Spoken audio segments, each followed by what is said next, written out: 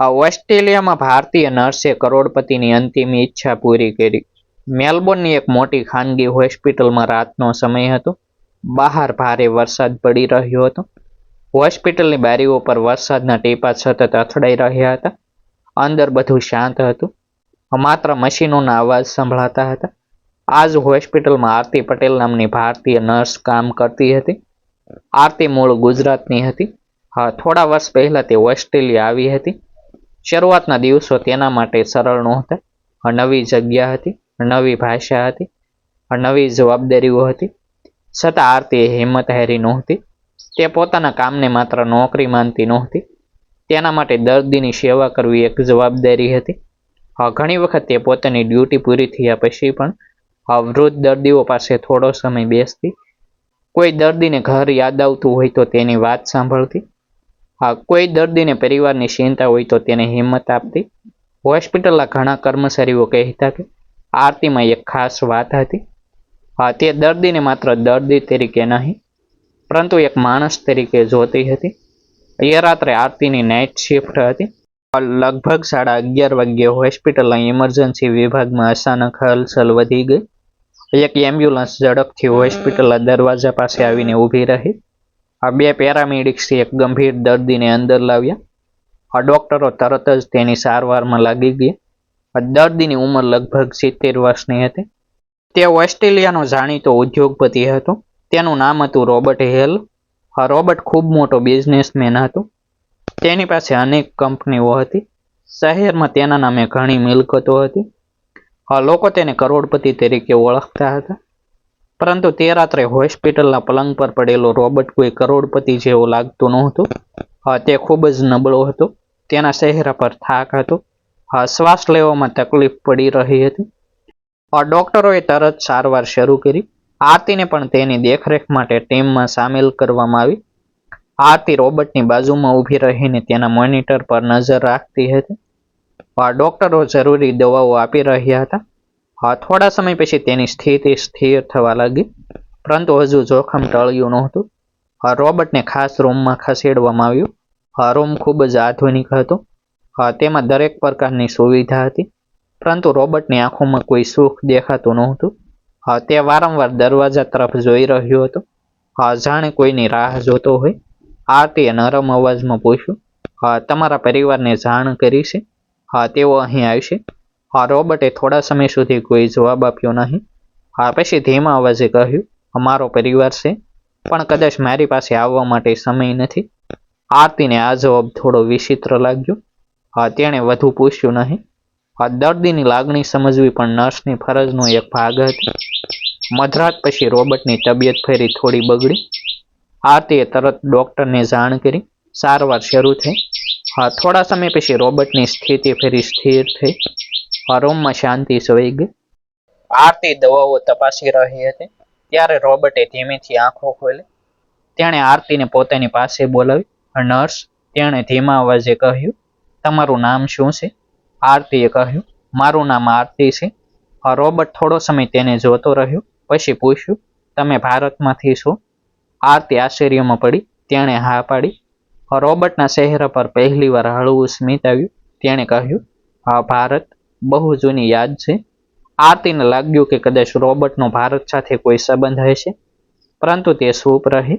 થોડીવાર પછી રોબર્ટે બેડની બાજુમાં રાખેલી પોતાની બેગ તરફ ઇશારો કર્યો. આરતીએ બેગ તેની પાસે લાવી. રોબર્ટે કંપતા હાથથી બેગ ખોલી. અંદરથી તેણે એક જૂનું પાકીટ કાઢ્યું. પાકીટ ઘણું જૂનું હતું. તેની ધાર ઘસાઈ ગઈ હતી. રોબર્ટે પાકીટમાંથી એક નાનો ફોટો કાઢ્યો. તેણે ફોટો થોડો સમય સુધી હાથમાં પકડી રાખ્યો. પછી આરતીને આપ્યો. ફોટામાં એક નાનું બાળક અને એક ભારતીય પરિવાર દેખાતો હતો. આરતી ફોટો જોઈ ચોંકી ગઈ. ફોટો બહુ જૂનો હતો, પરંતુ તેમાં દેખાતા લોકો ભારતીય લાગતા હતા. આ કોણ છે? આરતીએ ધીમેથી પૂછ્યું. રોબર્ટની આંખોમાં અચાનક ભેજ આવી ગયું. તેણે કહ્યું, મારા જીવનની સૌથી મોટી યાદ. આરતીને હવે સમજાયું કે આ માણસની અંદર કોઈ ઊંડી કહાની છુપાયેલી છે. રોબર્ટ પાસે પૈસા હતા, સત્તા હતી, મોટી કંપનીઓ હતી, પરંતુ એક જૂનો ફોટો તેને આજ પણ ભાવુક બનાવી રહ્યો હતો. આરતીએ ફોટો પાછો આપ્યો. રોબર્ટે તેને ખૂબ કાળજીપૂર્વક પાકીટમાં મૂક્યો. પછી તેણે આંખો બંધ કરી દીધી.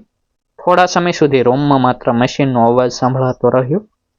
અચાનક રોબર્ટે આંખો ખોલીને આરતી તરફ જોયું. હા, તમને લાગે છે કે પૈસા માણસની દરેક ઈચ્છા પૂરી કરી શકે? હા, તેણે પૂછ્યું. આરતી પાસે તરત કોઈ જવાબ નહોતો. તેણે કહ્યું, હા, પૈસા ઘણી મુશ્કેલીઓ દૂર કરી શકે. હા, પરંતુ દરેક ઈચ્છા પૂરી કરી શકે એવું નથી. રોબર્ટ થોડું હસ્યું. તમે સાચું કહ્યું, તેણે કહ્યું. તે રાત્રે આરતીની ડ્યુટી પૂરી થવાની હતી, પરંતુ રોબર્ટની સ્થિતિ જોઈને તે થોડો સમય વધુ રોકાઈ. રોબર્ટ ઊંઘી ગયો હતો.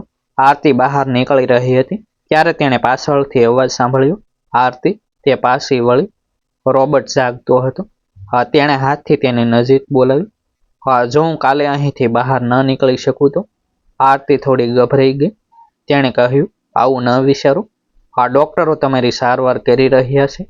રોબર્ટે માથું હલાવ્યું. હું મૃત્યુથી ડરતો નથી, તેણે કહ્યું. મને માત્ર એક અફસોસ છે. આરતી શાંતિથી તેની બાજુમાં ઊભી રહી. રોબર્ટે કહ્યું, અમારી જિંદગીમાં એક વચન અધૂરું રહી ગયું છે. આરતી કંઈ બોલી નહીં. રોબર્ટે ફરી પોતાની બેગ ખોલી. આ વખતે તેણે એક જૂનું કાગળનું પાનું બહાર કાઢ્યું. કાગળ પીળો પડી ગયો હતો. તેના પર હાથથી લખેલું એક સરનામું હતું. રોબર્ટે એ કાગળ આરતીના હાથમાં મૂક્યું.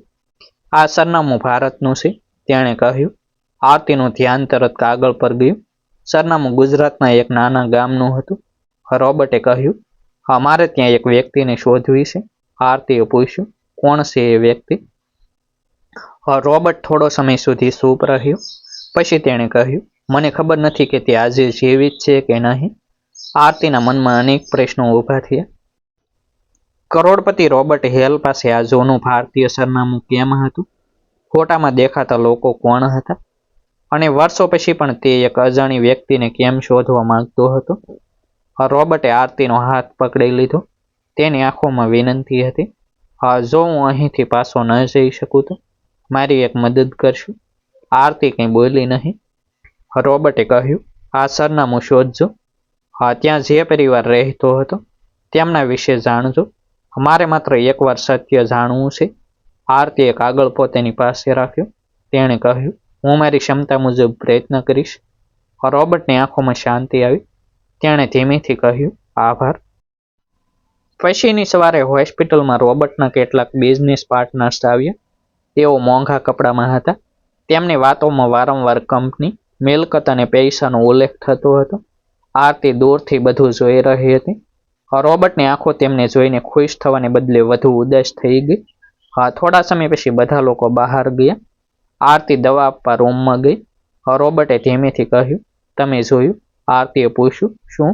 તેણે કહ્યું, મારા આસપાસ ઘણા લોકો છે, પરંતુ મને સમજવા માટે કોઈ નથી.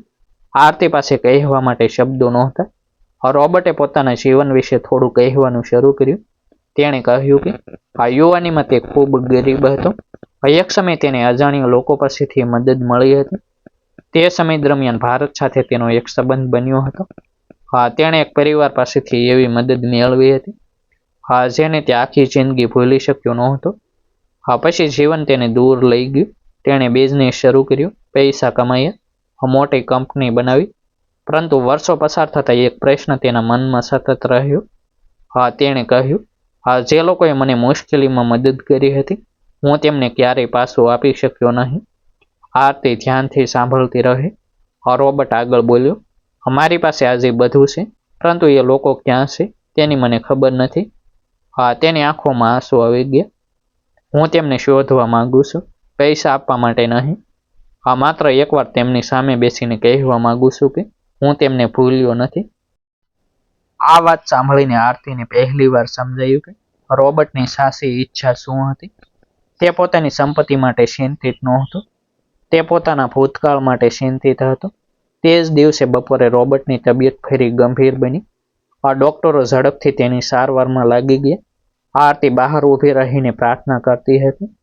થોડા સમય પછી ડોક્ટરે કહ્યું કે હાલ તેની સ્થિતિ સ્થિર છે, પરંતુ આવનારા દિવસો ખૂબ મહત્વના છે. આરતીને રોબર્ટનો આપેલો કાગળ યાદ આવ્યો. તેણે કાગળ ખોલ્યું. તેના પર એક નાનું ગામ, એક જૂનું ઘર અને એક પરિવારનું નામ લખેલું હતું. આરતીને ખબર નહોતી કે આ સરનામું તેને ક્યાં લઈ જશે, પરંતુ હવે તે નક્કી કરી ચૂકી હતી કે રોબર્ટની આ અધૂરી ઈચ્છાને તે અધૂરી નહીં રહેવા દે. હા, તે રાત્રે આરતી હોસ્પિટલના એક શાંત ખૂણામાં બેઠી હતી. તેના હાથમાં રોબર્ટનો જૂનો ફોટો હતો. ફોટામાં એક નાનું બાળક હસતું હતું. તેની બાજુમાં ભારતીય પરિવાર ઊભો હતો. આરતી ફોટો ફરીથી જોતી રહી. અચાનક ફોટાની પાછળ તેને કંઈક લખેલું દેખાયું. તેણે ફોટો ફેરવ્યો. પાછળ માત્ર એક જ વાક્ય લખેલું હતું, જે દિવસે હું તેમને ફરી મળીશ એ દિવસે મારી જિંદગી પૂરી થશે. આરતીનું હૃદય ધબકવા લાગ્યું. હવે તેને સમજાયું કે આ માત્ર એક જૂની યાદ નહોતી, આ રોબર્ટની જિંદગીનું સૌથી મોટું રહસ્ય હતું. તે રહસ્યનું સરનામું ભારતના એક નાના ગામમાં હતું. બીજા દિવસે સવારે આરતી હોસ્પિટલમાં પહોંચી ત્યારે રોબર્ટ હેલની તબિયત પહેલા કરતાં વધુ નાજુક હતી. ડોક્ટરો સતત તેની તપાસ કરી રહ્યા હતા. રોબર્ટને ખબર હતી કે સમય ઓછો થઈ રહ્યો છે. આરતી તેના રૂમમાં ગઈ ત્યારે તેણે આંખો ખોલી અને ધીમેથી પૂછ્યું, એ સરનામું તમારી પાસે છે ને? આરતીએ હા પાડી. રોબર્ટને થોડો સંતોષ થયો. તેણે કહ્યું, મને ડર પૈસા ખોવાનો નથી. મને ડર છે કે મારી જિંદગીનું એક અધૂરું કામ અધૂરું જ રહી જશે. આરતીએ તેને હિંમત આપીને કહ્યું કે તે સરનામાની તપાસ જરૂર કરશે. આરતીએ રોબર્ટ પાસેથી તેના ભૂતકાળ વિશે વધુ જાણવાનો પ્રયાસ કર્યો. રોબર્ટે ધીમે ધીમે પોતાની વાત કહી. યુવાનીમાં તે એક વખત ભારત આવ્યો હતો. તે સમયે તેની પાસે વધારે પૈસા નહોતા. એક મુશ્કેલીમાં એક ગુજરાતી પરિવારે તેની મદદ કરી હતી. તે પરિવારના ઘરમાં તેણે થોડા દિવસ આશરો લીધો હતો. પરિવારની એક નાની છોકરી તેની સાથે ખૂબ પ્રેમથી વાત કરતી હતી. તે સમયે રોબર્ટે તેને એક વચન આપ્યું હતું, પરંતુ જીવનની દોડમાં તે પાછો ઓસ્ટ્રેલિયા આવી ગયો. પછી વર્ષો પસાર થઈ ગયા, બિઝનેસ વધતો ગયો, પૈસા વધતા ગયા, પરંતુ એ પરિવારની યાદ તેના મનમાંથી ક્યારેય ગઈ નહીં.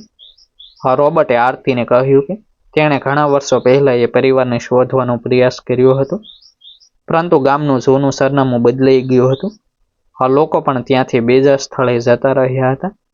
હવે તેની પાસે માત્ર એ જ જૂનો કાગળ હતો. આરતીએ નક્કી કર્યું કે તે આ કામ શરૂ કરશે. તેણે ભારતના એક ઓળખીતાને સરનામું મોકલ્યું. થોડા કલાકોમાં જવાબ આવ્યો. ગામ તો એ જ હતું, પરંતુ ઘર હવે ત્યાં નહોતું. ગામના કેટલાક વૃદ્ધ લોકોએ જૂના પરિવારનું નામ ઓળખ્યું હતું. એક વૃદ્ધે કહ્યું કે પરિવારનો એક સભ્ય હજુ જીવિત હોઈ શકે છે.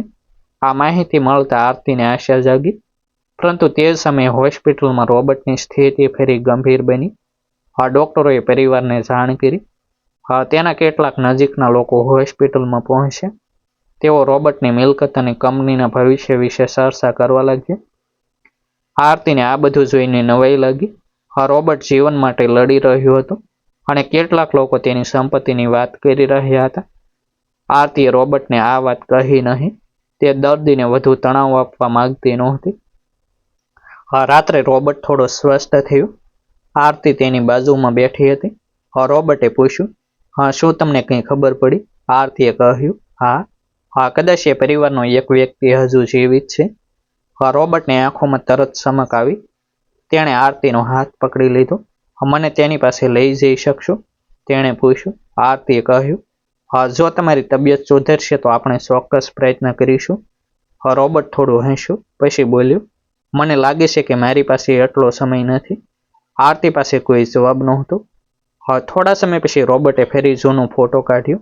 આ વખતે તેણે ફોટાની પાછળનું લખાણ આરતીને બતાવ્યું. એ જ વાક્ય હતું જે આરતીએ અગાઉ વાંચ્યું હતું, પરંતુ નીચે એક નાનું નામ પણ લખેલું હતું. આરતી એ નામ જોઈને થોડી વાર માટે ચૂપ રહી ગઈ. એ નામ તેના માટે અજાણ્યું નહોતું. તે ઓસ્ટ્રેલિયામાં રહેતા એક ભારતીય પરિવારનું નામ હતું. આરતીના મનમાં અચાનક એક વિચાર આવ્યો. શું રોબર્ટ વર્ષોથી જેને શોધી રહ્યો હતો તે વ્યક્તિ ઓસ્ટ્રેલિયામાં જ રહેતી હતી? તેણે તરત પોતાના ઓળખીતાને વધુ માહિતી શોધવા કહ્યું. થોડા કલાકોમાં એક જૂનો ફોટો અને એક સરનામું મળ્યું. ફોટામાં દેખાતી છોકરી હવે મોટી થઈ ગઈ હતી, પરંતુ ચહેરાની કેટલીક લાક્ષણિકતાઓ એ જ હતી. આરતીના હાથ કંપવા લાગ્યા. હવે રહસ્ય લગભગ સામે હતું, પરંતુ અંતિમ ખાતરી જરૂરી હતી. આરતીએ રોબર્ટને કંઈ કહ્યું નહીં. તે પહેલા સત્ય જાણી લેવા માંગતી હતી. તેણે એ પરિવારનો સંપર્ક કરવાનો પ્રયાસ કર્યો. બીજી તરફ રોબર્ટની તબિયત ઝડપથી ખરાબ થઈ રહી હતી.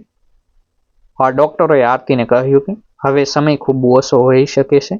આરતી હોસ્પિટલના રૂમની બહાર ઊભી રહી. એક બાજુ રોબર્ટની અંતિમ ઈચ્છા હતી, બીજી બાજુ વર્ષો જૂનું રહસ્ય હતું. જો તેની શંકા સાચી હતી તો રોબર્ટ જે વ્યક્તિને આખી જિંદગી શોધતો રહ્યો હતો, તે વ્યક્તિ કદાચ તેના હાથથી થોડા જ અંતરે હતી. આરતીએ ફોન હાથમાં લીધો અને તે નંબર ડાયલ કર્યો. ફોનની બીજી બાજુથી એક મહિલાનો અવાજ આવ્યો. આરતીએ ધીમેથી પૂછ્યું, શું તમે રોબર્ટ હેલનું નામ ઓળખો છો? થોડી ક્ષણ માટે સંપૂર્ણ શાંતિ છવાઈ ગઈ. પછી મહિલાએ જે જવાબ આપ્યો તે સાંભળીને આરતીના પગ નીચેથી જાણી જમીન સરકી ગઈ. રોબર્ટ હજુ જીવિત છે.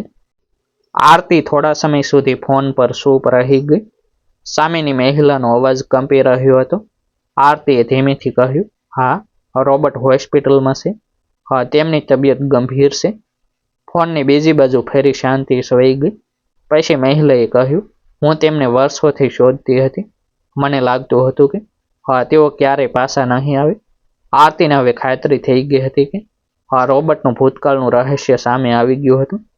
તેણે મહિલાને હોસ્પિટલનું સરનામું આપ્યું અને શક્ય તેટલી વહેલી તકે આવવા કહ્યું.